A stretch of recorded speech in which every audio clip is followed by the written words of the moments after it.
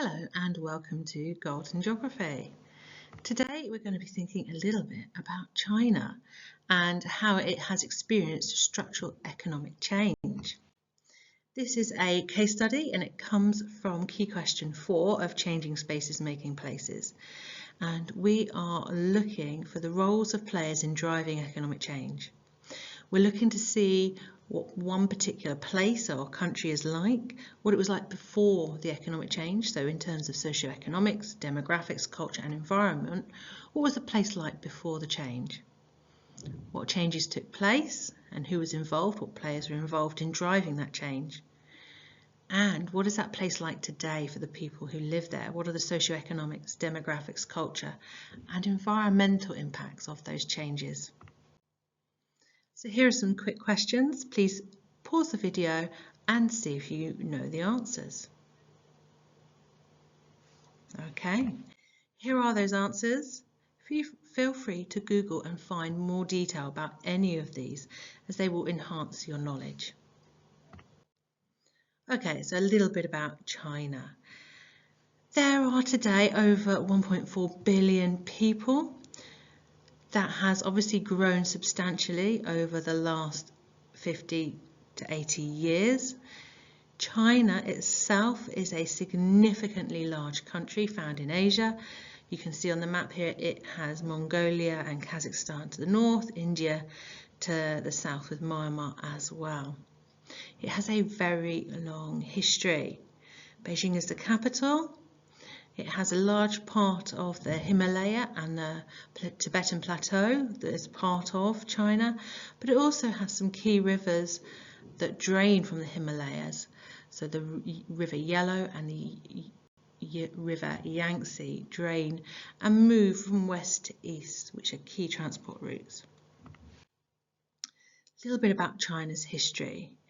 China has had a difficult history. The Chinese empires ended in 1911, and for a long period of time, up to 1949, China didn't really have a significant leadership or direction or goal. And actually during World War II, significant parts of China had been invaded and were under Japanese control. So following that, we ended up with the Communist Party, the Chinese Communist Party, having a revolution in 1949. And since then, they have been in charge. They are a democracy, but the Chinese Communist Party is the only option to vote for. During the early years, a man called Mao Zedong was in charge, and he was in charge until the mid to late 70s. Under his reign, China experienced something called the Great Leap Forward, which was aimed at industrializing China from an agricultural society to a manufacturing one, but it ended up in people starving and a great famine. There was a cultural revolution that was aimed at reasserting communist ideals, but really was a political ploy to get rid of any opposition to communism. And that wiped out a lot of the kind of middle classes and educated elites that you had, so doctors and nurses, lawyers, businessmen, which set back the economic development of China. And China also had a policy of economic isolation. It would only trade with other communist countries, which was predominantly the USSR. That wasn't really working for them. That economic isolation meant that they could generate their own income, but not really generate a profit. Money was just moved around within China. This meant by the late 80s, China had big problems, big economic problems and challenges. And a person called Deng Xiaoping had to address those challenges through something called the Open Door Policy, which we'll talk a little bit more about later. So let's talk about China, its socioeconomics, its demographics, cultural and environmental characteristics in the 50s and 60s, what it was like before significant economic change. Well, in terms of demographics, we can see here population pyramid. China, this is population pyramids for the 1950s. China had a big birth rate. It had large families, 6, 7 children, so lots of babies being born. However, as you can see, those bars decline as you go through the age categories. So there was also a high death rate. Famine, malnutrition, and just hard work caused quite a high death rate. And very few people would actually reach into retirement. If you have come across the demographic transition model before, you may recognise this. This is how it was specifically adapted to China. The demographic transition model shows how a country's demographics change as it develops. Here you can see the Great Leap Forward.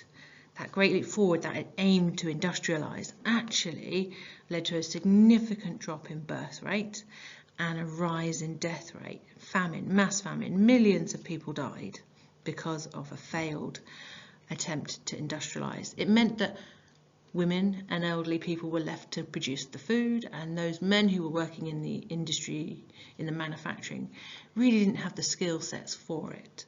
It's a big problem that we had here, which has contributed to that high death rate and low life expectancy.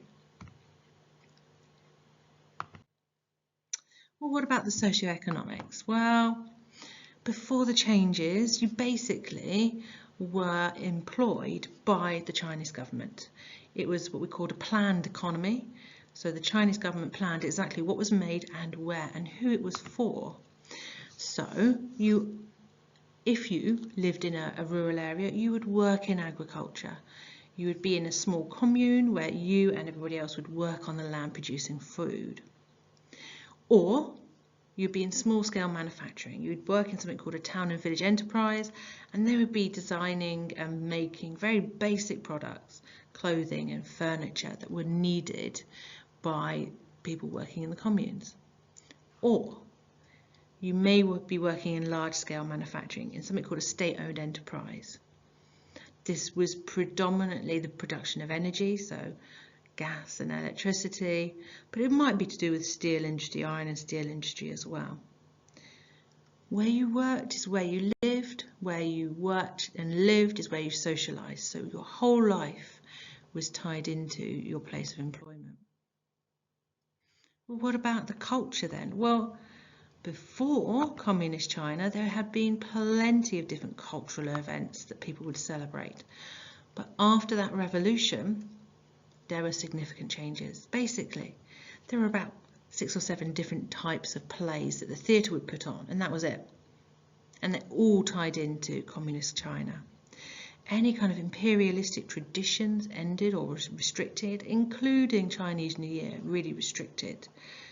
National holidays were all aimed at celebrating thriftness. So imagine Christmas with just a bit of bread and butter, none of the food involved. So culture was very, very much controlled by the Communist Party. The environment, though, was good. The environment had many aspects to it that was good because there was very little pollution. Agriculture was very basic, so there wasn't really any involvement of pesticides. And the environment was clear and clean, whether that was the open landscape or even where people lived. Very basic lives, very basic accommodation, very little pollution. So what exactly were the changes that took place? Well, first of all, we need to talk a little bit about structural economic change. This is where your economy changes significantly from one sector to another. So from primary agricultural methods through to secondary manufacturing methods, or from secondary to tertiary to service industries, structural economic change. And countries need to go through this process in order to develop. So economic change is important. It is driven today by globalization. Transport, communications means that moving products from one part of the world and techniques and knowledge is important and is doable. And China became a manufacturing destination. It offered labour, lots of people, literally millions of people who were offering cheap labour, and it enabled that structural economic change for China. It enabled it to change its economy from agriculture to manufacturing, the made in China that we know today. Well, who was involved? Well, the government were really key. They instigated this open door policy. In 1978, China literally opened the door to trade with the rest of the world. And they did that because they wanted foreign direct investment, particularly from TNCs and MNCs, big companies that knew how to do big business and make profit. That's what they wanted. And actually we can see significant growth. Right at the end is a little dip where COVID hit, but for many years China's quarterly GDP growth was massive compared to what you would find in the rest of the world. The rest of the world might be looking at 3-4%, but look, China's looking at hitting 14-15 sometimes. So it worked. It worked. They did this by focusing on 4 key areas of their economy. First of all, agriculture to feed people, then industries, manufacturing industries to do that economic shift and to get FDI, defence in order to defend themselves, and then science and technology for the future. What was really interesting was that they recognised that manufacturing would not be the end point for their economy. They needed to invest in science and technology too. So what did that mean? Who was actually involved? Well, initially they needed to reform the things that already existed. So those town and village enterprises, they were reformed. They could become privately owned, they had fewer controls by the Communist Party, they could make more products and more variety, which meant that they could sell more and start to make a profit, invest that profit in their business and become a better, stronger business. They were really successful early on in the 1980s, even into the 1990s. This became the core of China's economic transformation. But by 2000, the successful ones had become private Chinese companies. The unsuccessful ones had closed. They also reformed those state-owned enterprises.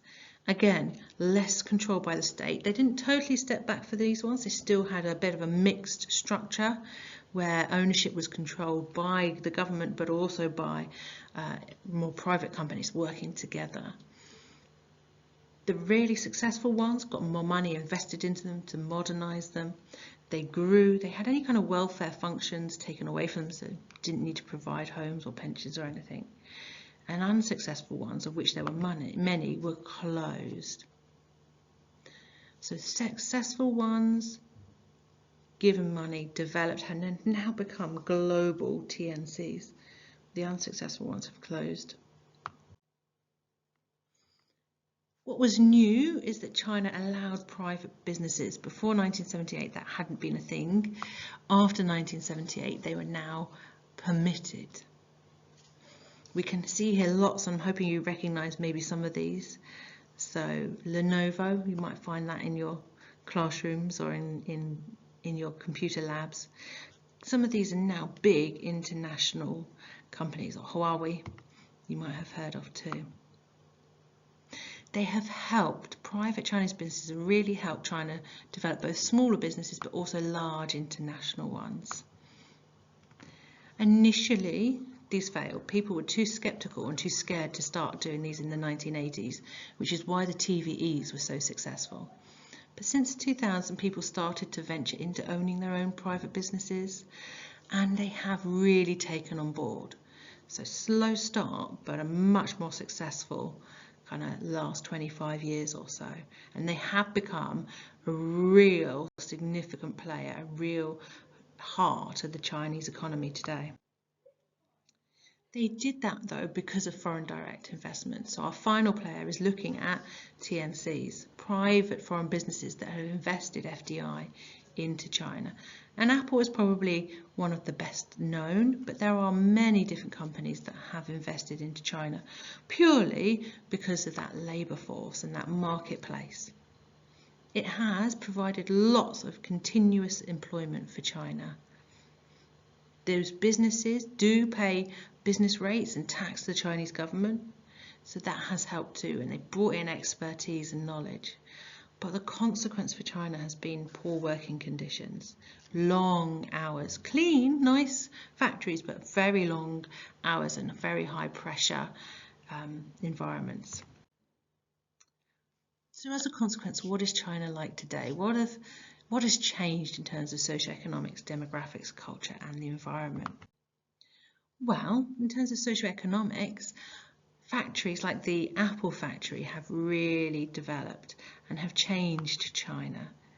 They have provided steady and continuous employment, employed large numbers of people, paid significant tax rates, developed welfare functions, education, etc. But it has meant that a large proportion of China's population no longer lives in those rural areas. They now live in these urban areas working in these factories.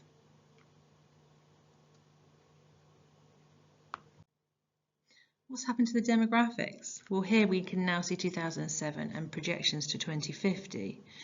In 2007, we can see the birth rate has shrunk significantly, and partly that is due to the one-child policy that was introduced by the Chinese government, although that's now been relaxed, but also due to just the need for people to work and working long hours, delaying marriage, delaying the number of children they have or reducing those numbers so they can focus on providing for elderly relatives as well as that one child, giving them more.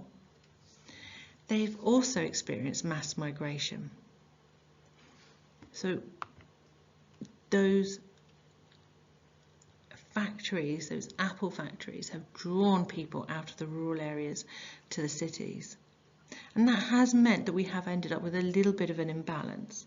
Many more younger people living in the cities and working there, and elderly people in rural areas. And actually, as you can see when you look at the 2007 population pyramid, life expectancy is much greater. There are many more people now reaching retirement, and death rates have declined because of better food supplies and healthcare. So some of the positive demographic impacts are significant, but there is this mass migration to urban areas that is causing challenges, both for rural and urban areas. And finally, thinking a little bit about the cultural effects of that, well, families have changed, the demographics have changed. It's now normal to just have one child. The concept of brothers or sisters or uncles and aunties has disappeared really, so there's got this new cultural expectation around the family. They have allowed old traditions to re-emerge, to celebrate some of the things that were done under the old empire. That involves Chinese New Year, but also the adoption of Western culture. Things like Christmas is now celebrated much more widely. But all of those benefits have happened at a cost, and the cost has been to the environment. This has been through air pollution in the main cities from manufacturing and from cars, but also significant water pollution too. Here are a couple of shorter questions you might find that relates to this case study. So feel free to pause the video, have a look, see if you could plot an answer. And here is a essay question. Again, pause the video, see if you can plot or plan an answer to this question. Thanks for listening.